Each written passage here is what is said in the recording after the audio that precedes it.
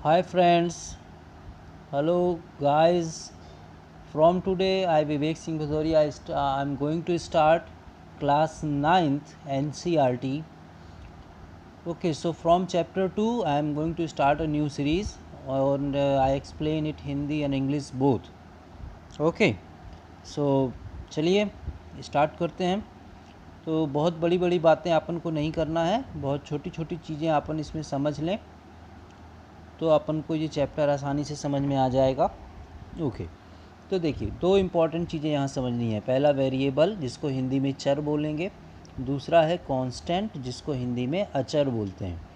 तो वेरिएबल की एक क्वालिटी है कि इसकी कोई फ़िक्स वैल्यू नहीं है, और कांस्टेंट की क्वालिटी है कि इसकी फ़िक्स वैल्यू है। 1 2 3 4 ये एक फ़िक्स नंबर है। जब भी आपको कोई 2 बोलता है तो आपके दिमाग में एक पिक्चर क्लियर होती है कि 2 मतलब ये, तो ये फ़िक्स वैल्यू हो गई। और 2 हमेशा 2 ही रहेगा, कभी 1 नहीं बन सकता, कभी 3 नहीं बन सकता, तो इसलिए इनको हम कांस्टेंट बोलेंगे।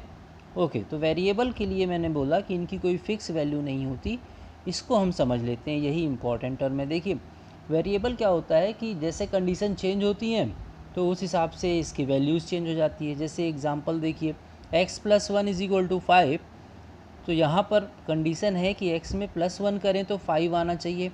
तो अब हमारी वैल्यू है 4, बिकॉज 4 + 1 = 5।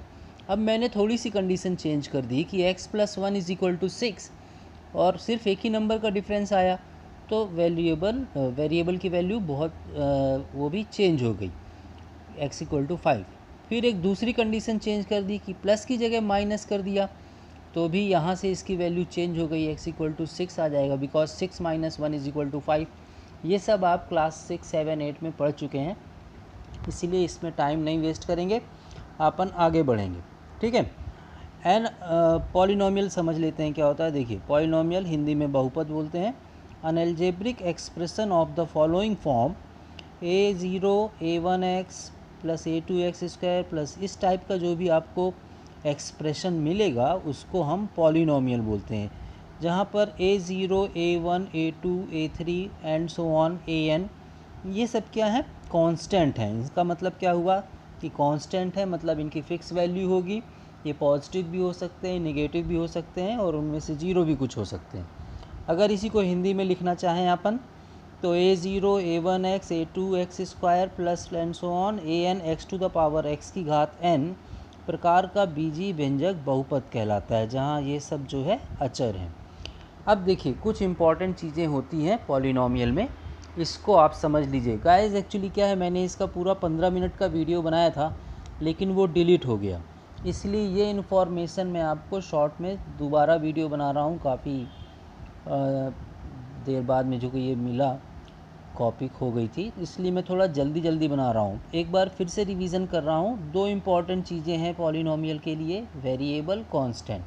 कांस्टेंट में फ़िक्स वैल्यू, और वेरिएबल में कोई फ़िक्स वैल्यू नहीं। Value of the variable can be change by according to different condition.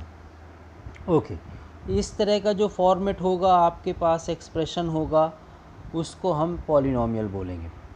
Polynomial in one variable, या इसको बोलें एक चरीय बहुपद, तो इसकी बहुत सिंपल डेफिनेशन है, आप बुक में भी पढ़ सकते हैं कि इसमें एक ही वेरिएबल होना चाहिए, या तो x ही हो, या तो y ही हो, या तो z ही हो, या a हो, या b हो।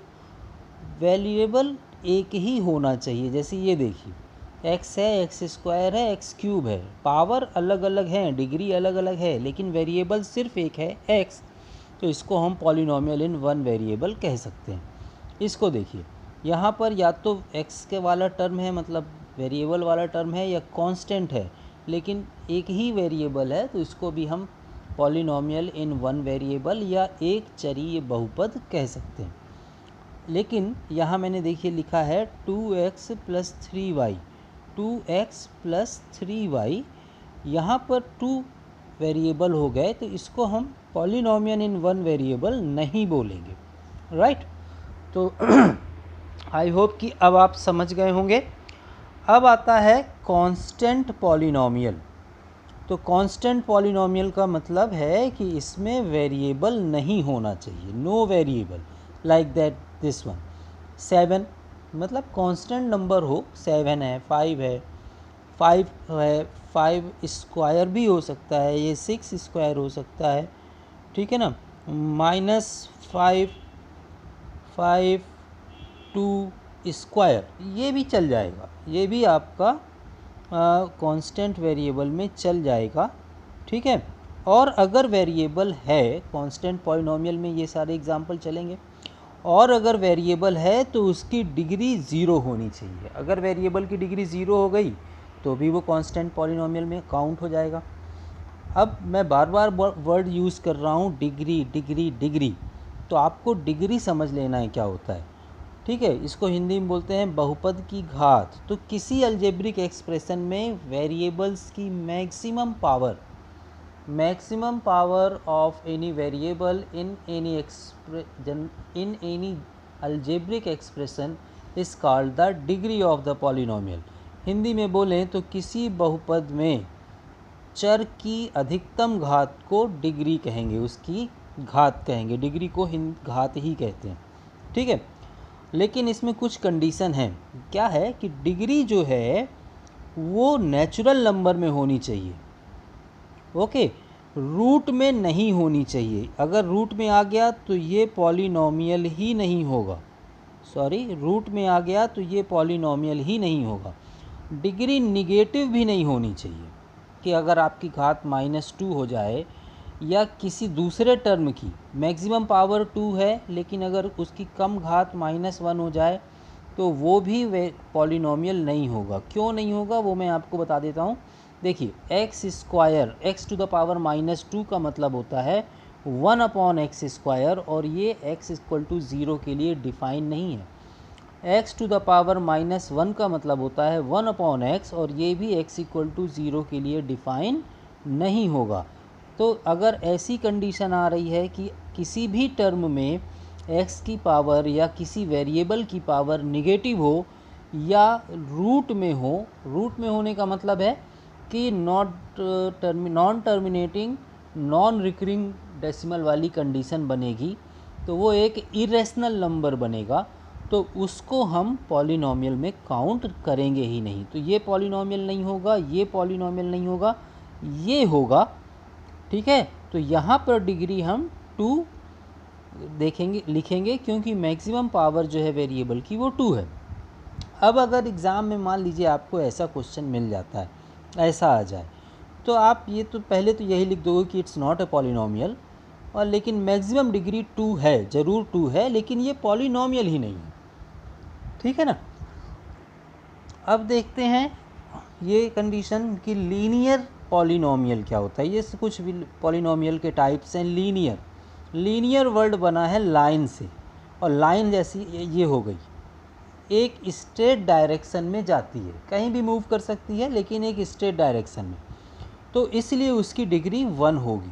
1 डिग्री का अगर आपके पास पॉलिनोमियल है तो वो लाइन का इक्वेशन है, लीनियर पॉलिनोमियल। जैसे ये देखिए, ये मैंने यहाँ पर आपको लिखा है 4x + 3, यहाँ पर x की पावर 1 है, तो ये लीनियर पॉलिनोमियल है। फिर है क्वाड्रेटिक पॉलिनोमियल, जिसकी डिग्री मैक्सिमम डिग्री 2 होनी चाहिए। जैसे ये एक था, उसी को मैंने यहाँ एग्जांपल में ले लिया है। मैं बार बार सेम नंबर लूँगा ताकि आपको जल्द से जल्द याद हो जाए, ठीक है ना। फिर क्यूबिक पॉलिनोमियल, मैक्सिमम डिग्री 3 होनी चाहिए। जैसे ये है, ये आप देख सकते हो, x³ - x² + 12x और -6। तो ये अगर इस तरह का जहाँ मैक्सिमम डिग्री 3 हो तो उसको हम क्यूबिक पॉलिनोमियल बोलेंगे, ओके। तो नेक्स्ट टर्म आता है मोनोमियल। मोनोमियल का मतलब है 1 टर्म, और यहाँ लीनियर का मतलब है डिग्री 1। इनमें डिफरेंस है, ये आपको समझ लेना चाहिए। मोनोमियल का मतलब ये कभी मत निकालिएगा कि इसमें डिग्री 1 होनी चाहिए, डिग्री कुछ भी हो सकती है, टर्म 1 होने चाहिए।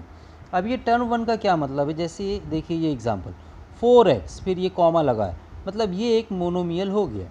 x² डिग्री 2 है लेकिन ये मोनोमियल होगा, क्यों? क्योंकि सिर्फ एक ही टर्म है। y³ डिग्री 3 है लेकिन होगा मोनोमियल, क्योंकि यहाँ पर मैक्सिमम डिग्री 3 है। z डिग्री भी 1 है और टर्म भी एक है। 6 ये कांस्टेंट वेरिएबल, कांस्टेंट पॉलिनोमियल है, लेकिन एक ही टर्म है, तो इसको हम मोनोमियल में काउंट करेंगे।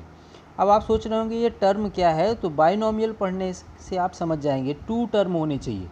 ये देखिए 2 टर्म, ये x square 4x plus x square, तो एक टर्म ये हो गया, एक टर्म ये हो गया। प्लस या माइनस कुछ भी हो सकता है, x square minus y cube, एक टर्म ये, एक टर्म ये। तो अब आप समझ गए कि टर्म क्या है। Trinomial 3 term, 4x square plus 5x minus 6, यही वाला एग्जाम्पल। तो देखिए यहाँ पे 3 टर्म हो गए, 1 2 3। तो टर्म और उनकी डिग्री में आप डिफरेंस करना जान जाइए, ठीक है ना। इसलिए इनको बाइनोमियल, ट्राइनोमियल या मोनोमियल, ये टर्म पे डिपेंड करते हैं। और इनकी ये डेफिनेशन, इस टाइप की जो पॉलिनोमियल है, ये इनकी डिग्री पे डिपेंड करते हैं। सो गाइस, अभी आपको एक्सरसाइज, फर्स्ट एक्सरसाइज करने से पहले आपको ये सारी बेसिक इन्फॉर्मेशन आपको मालूम होनी चाहिए। तो आप इसको पढ़िए, 2-3 बार इस वीडियो को देखिए, सब्सक्राइब कर लीजिए। और मैं आपको अच्छे अच्छे क्वेश्चन मैथ्स के 9 to 12 तक देता रहूँगा। और लाइक करिए, शेयर करिए। थैंक यू वेरी मच और अपना ख्याल रखिए।